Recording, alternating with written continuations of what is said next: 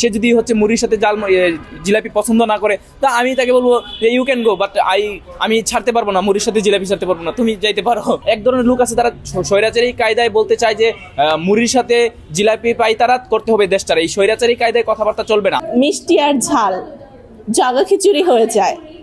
কারণ হচ্ছে আমি মনে করি যে দুইটা আলাদা আলাদা ফুড আইটেম, আর হচ্ছে একটা মিষ্টি আর একটা হচ্ছে একটু সেভারি, তো আমার মনে হয় না যে দুইটা একসাথে আর কি যায়, সো এটা বিপক্ষে।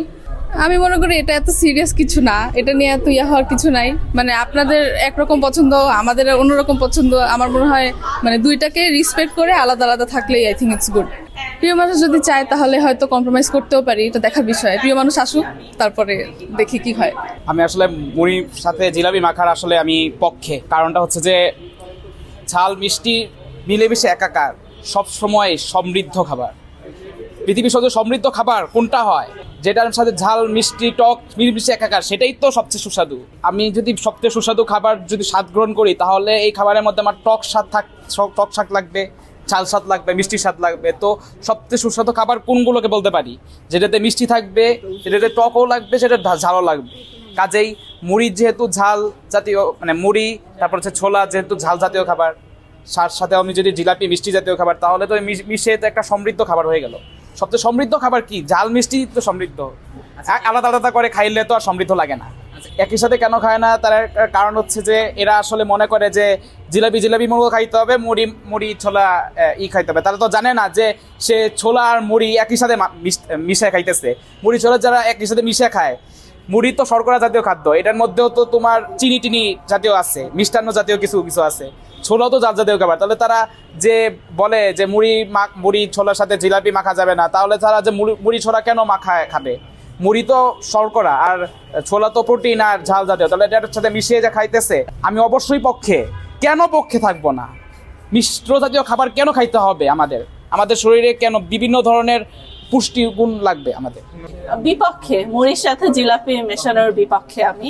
কারণ দুটা যায় না টেস্ট একসাথে, মিষ্টি এবং ঝাল দুটা আলাদা। ঠিক আছে, জিলাপি অনেক মজা, মুড়ি আলাদা মাখা মজা, কিন্তু দুটা একসাথে যায় না। মিষ্টি আর ঝাল জগা খিচুড়ি হয়ে যায়।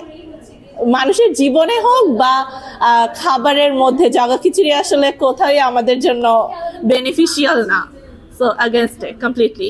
সেক্ষেত্রে তাকে আমার সাইডে আনার ট্রাই করব, কারণ আমি পছন্দ করি না এবং আমি ডমিনেট করতে পছন্দ করি মানুষকে। আমি যেটা পছন্দ করি না সেটা সেও পছন্দ করবে না। বাট হ্যাঁ, জোকস অ্যাপার্ট, এটা যার যার রুচির ব্যাপার, পছন্দের ব্যাপার। কেউ পছন্দ করতেই পারে, কিন্তু আমার মনে হয় তাদের টেস্টে একটু সমস্যা আছে, যারা হচ্ছে মুড়ি আর জিলাপি একসাথে মিশিয়ে খায়। এবং স্ট্রংলি আমি পক্ষে অবস্থান করছি। আসলে আপনি দেখেন, মুড়ির সাথে হচ্ছে জিলাপি খাইলে হচ্ছে ঝালের সাথে মিষ্টি খাইলে ওইটা মুখরোচক খাবারে পরিণত হয়।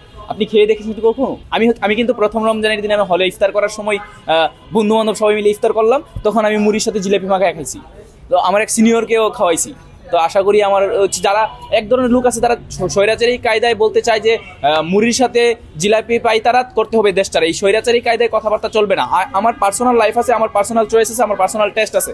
তো আমি আমার পার্সোনাল টেস্টটাকে হচ্ছে করবো। যদি আমার ভালো লাগে আমি খাবো, ভালো না লাগলে খাবো না। মুড়ির সাথে ঝালের সাথে মিষ্টি খেলে অবশ্যই সেটা ভালো লাগে, আপনার খেয়ে দেখবেন।